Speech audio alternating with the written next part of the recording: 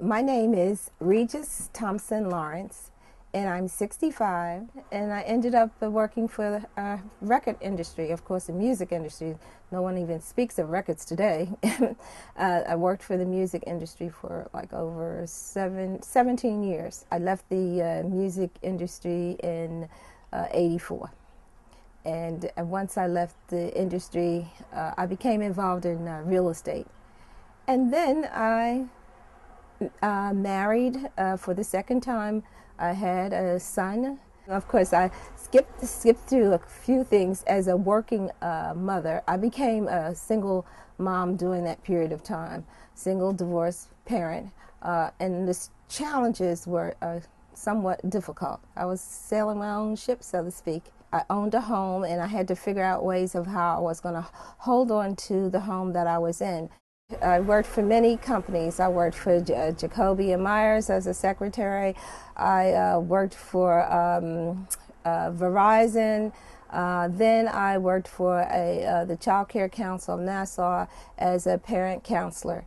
And from that, people introduced me networking. I was introduced to a organization, a family service organization, and I worked for them for a year and a half, almost 2 years I worked for them. I became unemployed in 2006.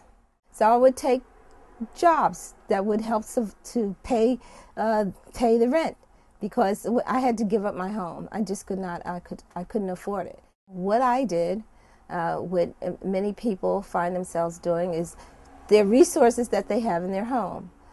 Since I worked for the record industry, I started selling my records. I found people who were collectors. They wanted to know what year were the records and who were some of the artists. I would tell them. They would come over and take a look.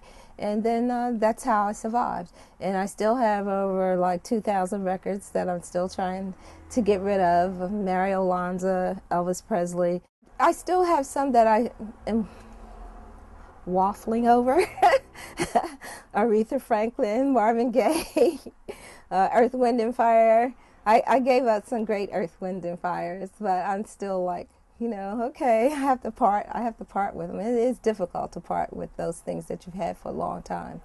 And the other thing that kept me going, most of my 14 karat gold jewelry I just sold. I felt that I don't need it anymore. It was at a point in time where it was important to have all these things. Now I'm in a different phase of my life. I had those things, and it really doesn't matter. We think all these material things that we collect along the way means so much. It really doesn't. And the only thing that keeps you going, if you have any kind of belief, is your belief in God. And your faith is what helps you to stay together. From that point on, I had my aha moment was having my son, because I began to learn what it was like to be a parent, a mother who had to nurture her child. And he's now 24. 24, has his engineering degree, and I'm happy about that. As a mom, he was with RIT. He's doing a co-op he has to complete for them. And so he's doing a co-op program, and he came home this weekend, and he says, Ma, I know things are not as well as you would like them to be. Here's a couple $100 for you. I'm like, he understands quite well where his mother's at. Older people have come to me who want to go to the drugstore. They said they don't want to wait for the taxi because the taxi takes too long.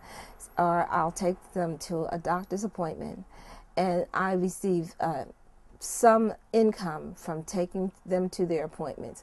So that's been a plus. And so I said, oh, maybe this is a business that I could start.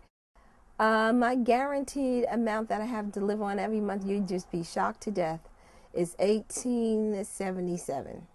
My expenses are $2,000 and change.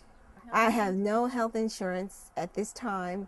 Whatever emergency fund that I've had has dissipated. So how do you get it back again? All of those financial people that are on TV, they're not speaking to people who are 50 plus who've taken all of their money out of their savings and they're still trying to make it. They're not having that conversation with us. They're having it to the younger population. The interviews I have gone on was, I would say, about 6 months ago. Nothing since 6 months ago. I would think I've done over 500 resumes. So I mean, yeah, it's scary, and I knock on wood because of my faith in the way that I eat. I think that's kept me going and it's kept me healthy. I don't know if there's ever a day that I get down because I'm always in here talking to God.